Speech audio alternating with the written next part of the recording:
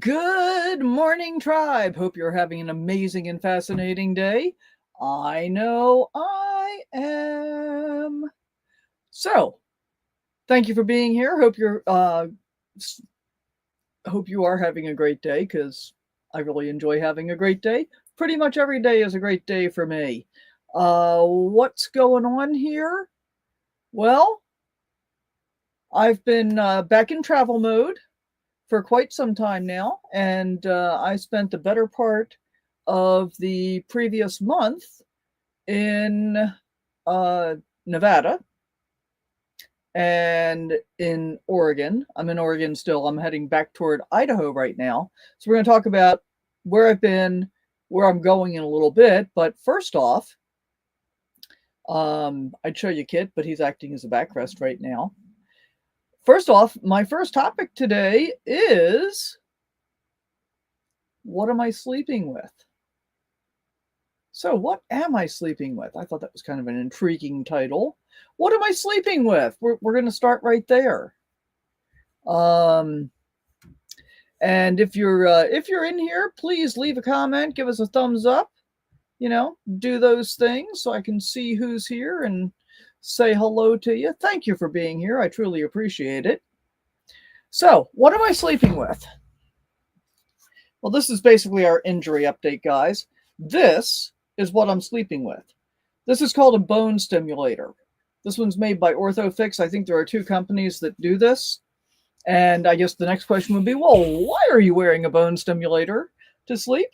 Because, unfortunately, my bone has not yet fused. Good morning, Whoa Nelly RV Adventures. Thank you for being here. Nice to see you. So the bone has not yet fused from the broken foot. I broke my foot back at the beginning of February. Excuse me. When I went to the Ironwood meetup outside of Tucson. So that was February 7th, and I managed to do it within 5 minutes of having arrived. Stepped out of my rig into a hole right outside my step, which I saw, by the way, and I went back inside to get my keys so I could get the shovel to fill in the hole, and then I stepped into the hole. Oops. So I was on crutches for like 6 weeks. I was in the walking boot for even longer after that, and the bone still has not completely fused. So I think part of this is welcome to aging. When I was in my late 30s, I broke my ankle then, or my foot. I can't remember which at that point. That was the last time I broke one of them. And it just, it really healed very quickly. The normal 6 weeks and you're done. Well, that's not what's happened here. So we are now, 3.5 months in, almost 4 months in. And I had another x-ray done on May 8th or 9th, which showed that it still had not fused. And so, and I'm on Medicare. So from a Medicare percent advantage, not an advantage plan, but Medicare perspective, there's the word I was looking for. You have to be able to prove that the bone has still not fused after 3 months before they will authorize a bone stimulator. The thing is nasty. I mean, first of all, fortunately, it's not super heavy, but it's heavy. I would say it probably weighs about a pound. And what happens is I have to put my foot through the hole and then tighten the Velcro strap. And then it does its thing for the prescription is 3 hours for the treatment. The first 5 nights, so it's been a little over a week now that I've had it. First 5 nights, man, it was dreadfully uncomfortable. It was actually really painful. And I really didn't sleep while it was on. Finally, last night, I think I've got the stiffened sides adjusted properly, so it's not dreadfully uncomfortable. Kind of slept last night for the first time in about a week, so that was cool. And I've got to write to them, send a message again and find out how long before they want me to have the next x-ray to see where we are with that. So we'll see. I'm a little disappointed that it's taking this long to heal. What's interesting is the foot itself where the bone is broken does not hurt at all. But I also sprained the ankle, that same ankle, pretty badly, and I sprained the other ankle mildly when I did this. And so the ankle actually hurts more than the foot. it is what it is. We're going to just live with it, do the best that we can. I am pretty much back to hiking without wearing the boot anymore, so that's good news, and I'm pretty happy about that. Um, I wasn't expecting this. I wasn't expecting it to take this long to heal. And I am and remain incredibly grateful for all of the help that I got while I was still at the meetup. And then I had other friends that came from Quartzsite and rescued me and took me back to Quartzsite. So, super, super grateful for all the help in the Nomad community. And I think I'll be fine. I don't think I'll be as good as I was when I healed from a broken bone in my late 30s, but it's gonna be as good as it's gonna be. So there's that. And I've been enjoying the travels, even though, I've been kind of restricted in what I can and can't do because of the broken bone. And I guess part of what's been less than super enjoyable with the travel has been, it has felt like winter right up until day before yesterday.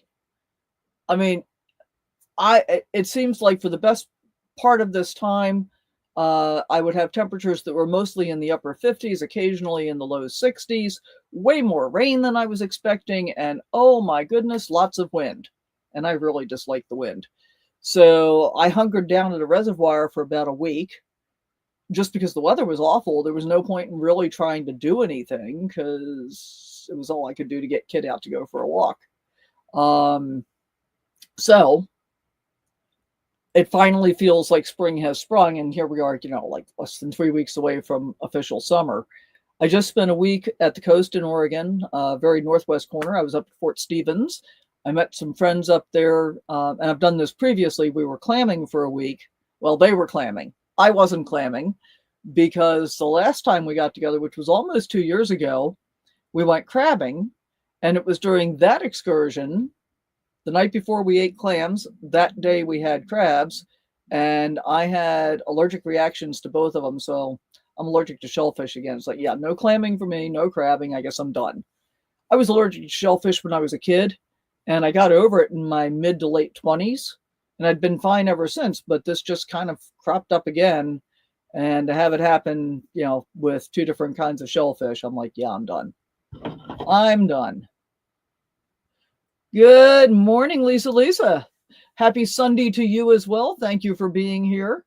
We've already talked about what I'm sleeping with, so you missed that part. But here, I'll give you a little show off again.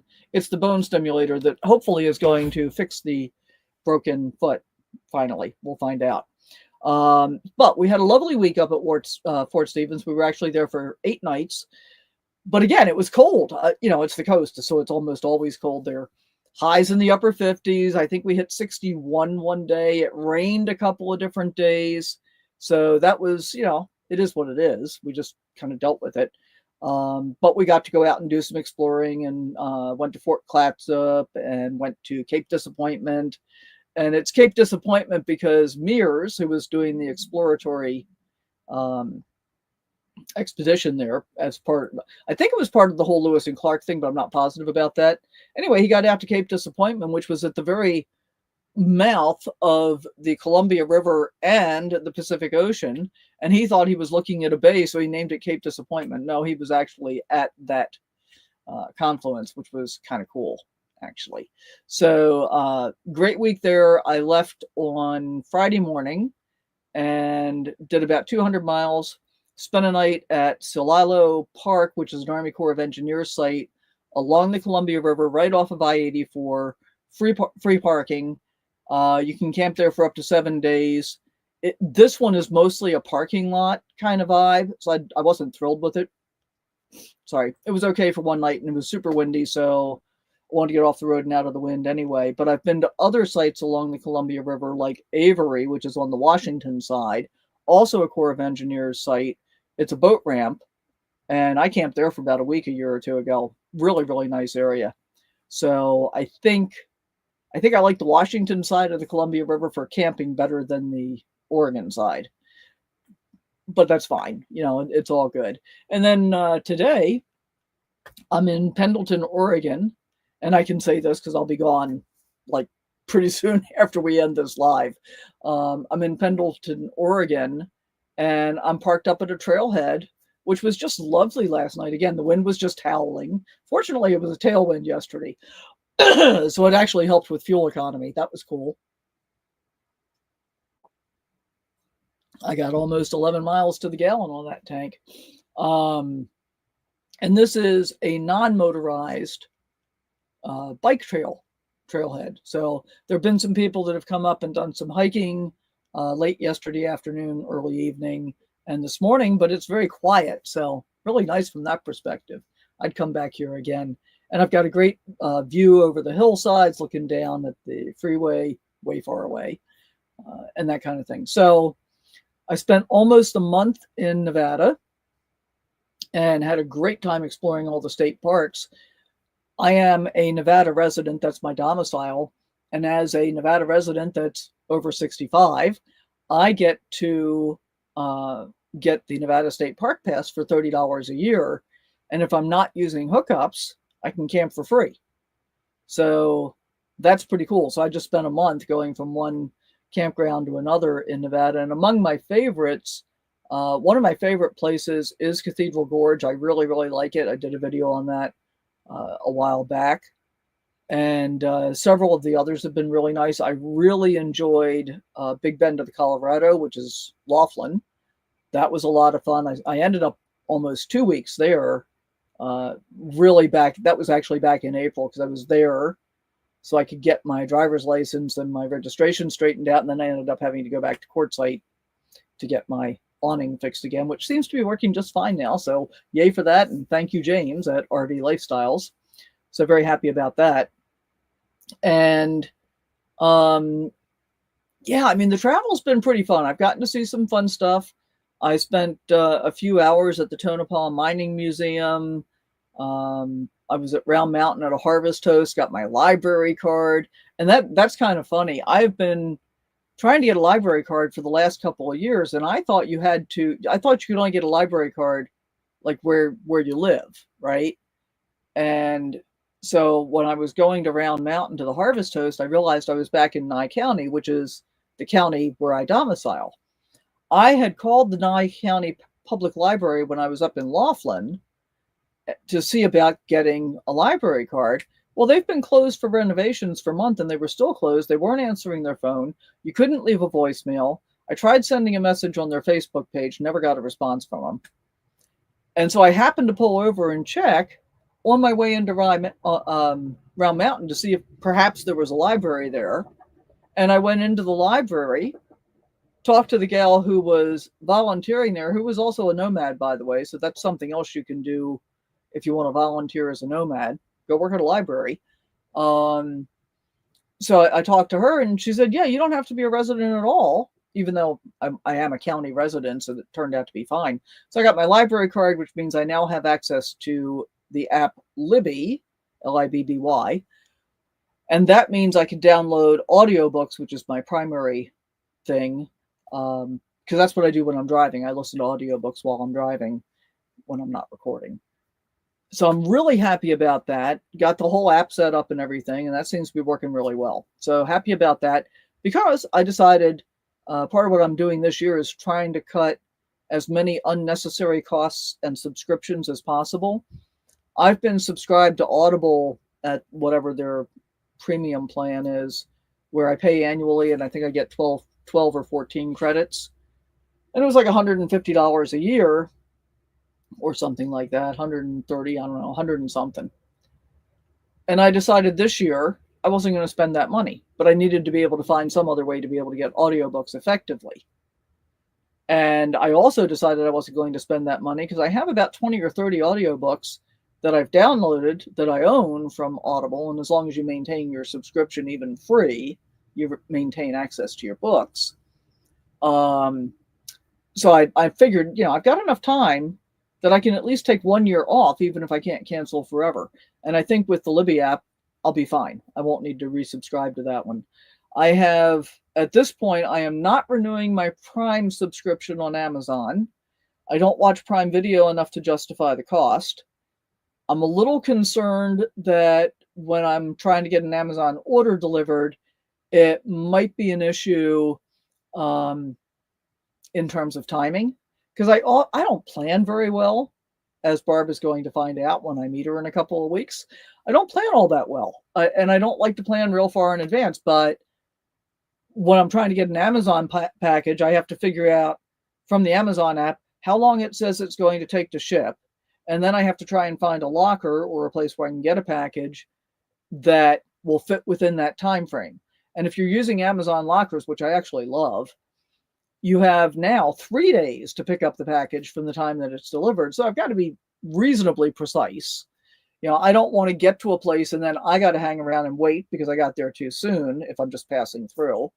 And I don't want my stuff to get to a place so soon that it gets sent back because I didn't get there soon enough. So it's all kind of a thing that has to be worked out, as is pretty much everything in the nomad life, right? It's a matter of Tetris from one thing to another. You're rearranging stuff in the rig, or you're rearranging your travel plans, or you're rearranging, whatever.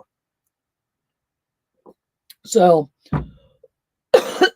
so we'll see how not having the Prime subscription works, because my concern is, even though 2-day is no longer 2-day and hasn't been for a really long time, I'm afraid I'll be deprioritized and have shipments take even longer than they already do, which will make it that much more difficult to plan. And without Prime, you have a minimum, I think, $25 purchase, which isn't a problem most of the time, but could be a few times. So we're going to see how that works out. What else have I canceled? Can't remember offhand. I've canceled a couple of other things. And this will show up. I haven't done the Starlink video yet, but I did finally break down and buy Starlink. And I did it because I was talking to my friend Barb that I'm going to be meeting in a couple of weeks. I was talking to her a couple of weeks ago, about a month ago now. And she pointed out that a lot of the places that we are going to this summer, there's not going to be any signal at all. And so as a result, I finally decided to break down and get Starlink because I'd been having so many, at that point, I was having so many sketchy signals, and my T-Mobile was just not working well in the West, even though it had worked amazingly well in the East last year. Turns out my T-Mobile router was dying, and I didn't realize that until it finally died in Reno. And that was the end of that. So, but I had already decided to buy Starlink. I bought the Mini and set it up.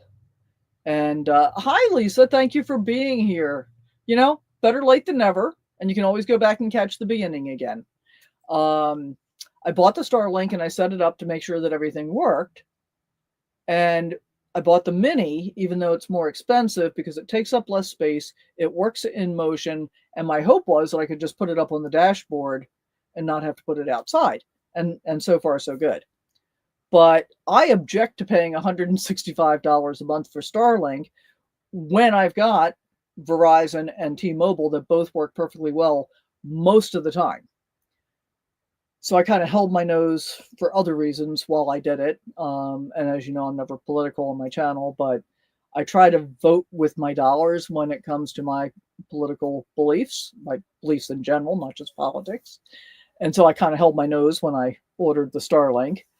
And then it arrived, and here's one of the things, and this will be in the video when it comes out, but one of the things that they don't tell you, the cheapest plan that I could get when I was ordering it was $50 a month for 50 gigabytes of data. And I figured that would be fine because I'm only planning to use it as a backup when T-Mobile or Visible don't work, Verizon. And I figured that would be fine. Well, what I figured out a couple of weeks ago was you can change your subscription at any time. If you are upgrading your subscription, it takes effect immediately, and you pay the prorated difference between your previous subscription and the upgraded cost for the rest of that month. If you're downgrading your subscription, it takes effect on for me, I don't know if it's always the first, but for me, it's the first of the month is the billing date. And so once I figured that out, instead of potentially overrunning my 50 gig a month subscription, if I know I'm going to be using it a lot for a month, I'll upgrade to the 165, which is unlimited, rather than paying $165 a gigabyte at a time. And then I can stream and do whatever else I want to do and get videos uploaded, all the stuff. Figured that part out. Well, in looking a little deeper, I also found out that there's a 10 gigabyte plan for $10 a month. So here's the thing. You can pause a Starlink subscription at any time. My issue is if I've got the subscription paused and I get to a location where I don't have a T-Mobile signal and I don't have a Verizon signal, if Starlink is paused, I don't have the ability to fire it up to change my subscription to a bigger one, a more robust subscription. But if I'm paying $10 a month for the 10 gigabyte plan, that means no matter where I am, I can fire it up and then decide if I need to upgrade my plan. So I'm pretty excited about that. So instead of $50 a month, $10 a month. So pretty cool. And I'm saving $60 a month over what I was paying for my phone last year because I switched to a visible plan for $30 instead of the $94 that I was paying for Verizon. So I'm working on as many different money-saving things as I can to be as frugal as possible. And by the way, frugal doesn't mean cheap. It means best value for your money. So if I decide, as I did last year, when I paid $250 for a campsite for one night, that was in many ways actually frugal. Hey, Johnny, welcome in. Thanks for coming by. So frugal doesn't mean cheap, right? And I'm not cheap. Sometimes I am, but mostly I'm not cheap. Mostly I try to be frugal and get the best value for my money that I can. So I think the Starlink setup is going to make traveling easier. I will probably never pay for the full subscription, but in the meantime, just being able to have that as a backup, so I know I'm never going to be without signal, that'll be very cool. That said, the whole week that I was in Fort Stevens, where I knew my signal was going to be sketchy, I was planning on upgrading Starlink to the unlimited plan for the rest of the month. And there are so many trees in the campground at Fort Stevens that I could not get enough Starlink signal to make it worthwhile. Oh, well. But surprisingly, there was actually a decent T-Mobile signal most of the time. Went in and out a few times, but not too bad. So that's kind of where I've been. So what's happening next? Well, I've mentioned a couple of times that I'm meeting our friend Barb. And I say our friend because Lisa R is on here and we're both very close friends with Barb. I'm meeting Barb in Utah.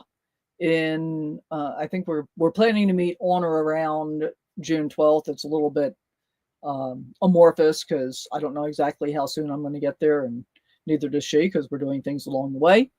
And then we're going to do a bunch of traveling over the next 4 or 5 months with the goal of being out of the Pacific Northwest before the snow flies so we can head south again.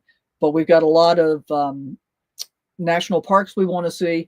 What's cool is we both enjoy a lot of historical stuff, archaeology, geology, that kind of thing. So we've got a whole bunch of things picked out, which means there's going to be a lot of really cool videos coming up.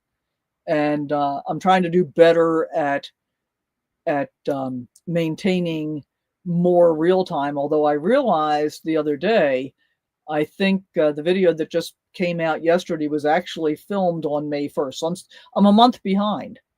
And I think I'm going to just have to start publishing every day to try and get closer to real time because I'm doing so many things, right? Or maybe, I don't know, my life's not that interesting, so maybe I'll just publish less stuff. I don't know. I haven't figured that out yet, but we'll see how it goes. And part of the issue is that, I try and do tips and tricks. I do a lot of cooking and stuff. And if I'm doing a travel video every other day, and it's just travel, then I still have all that other stuff. So I don't know, might end up being daily. The problem, of course, is that editing takes a long time. And that kind of helps me understand why it is that so many people do live streams, because there's no editing. It's just going to be what it's going to be at that point, and hopefully it's okay. So I'm really looking forward to the summer travels with Barb. She has volunteered to babysit for Kit if there is anything that I want to do where Kit's not allowed. course, I think Kit's allowed everywhere. Not everybody agrees. And he's doing pretty well. He's been having a lot of fun, getting a lot of exercise, and oh, and I didn't put this on the thumbnail. I'm going to actually grab it though because I want to show you what I got for him. I got the weirdest dog brush I've ever seen. Oh, look, there's my dog. You woke up. You woke up from my back rest. You want to say hi to the people? Say hi to the people, Kit. They're in there. They're in there. There you go. There you go, good boy. There you go, good boy. Yeah. So I have tried probably 7 or 8 different dog brushes on him, and he hates every single one of them. He doesn't like being brushed. He can't stand it. I saw this thing on Amazon, and I looked at it, and it was, I thought it was expensive. It was $20. And this is what it is. Now, isn't this the weirdest thing you've ever seen? It's got like, it's a serrated blade, stainless steel, and you scrape this. Here, come here. Can we show you? Can we show off your brush? You scrape this gently across their fur, and it pulls out every loose hair. This is the first dog brush he's ever liked, and I thought he'd think it was a torture implement. But he's now laying down and just letting me brush him, and we're getting a lot of the loose hair detached. So I'm hopeful that I won't have to, sweep up kit hair twice a day, every day when I'm parked over more than a day or so. So that's kind of cool. $20 for that, though. Seems like it would be a good cottage industry for somebody else. I don't know. You never know. He's been getting a fair amount of hiking in. I'm getting better at it. And as I said, I'm really glad that the foot doesn't hurt. I think the fact that the bone stimulator was so painful the first week, part of it was getting used to it, and part of it was getting it adjusted properly so it wasn't uncomfortable. But it was so uncomfortable and then actually painful. Like the last half an hour or so that it was running, it would wake me up every night because the bone actually hurt. And it almost felt like a burning sensation. So I think it's working. I'm hopeful. We'll see when I'm supposed to get the next exercise, or the next x-ray rather. Maybe I can try that on Blackjack. Yeah, actually, they recommend it for dogs, cats, rabbits, and horses. So yeah, the next time I see you, let's give it a try on Blackjack and see how it does. And it's surprisingly gentle, despite the fact that I hear hair ripping as I'm using it. So, I mean, I didn't want to hurt Kid at all, and it doesn't seem to hurt him at all. And the fact that he's actually apparently enjoying it is very, very cool. So that's pretty much what I've got. Does anybody have any questions about what's coming up or anything, actually, that I can answer? Would you stop licking, please? Would you stop licking? Thank you. Thank you.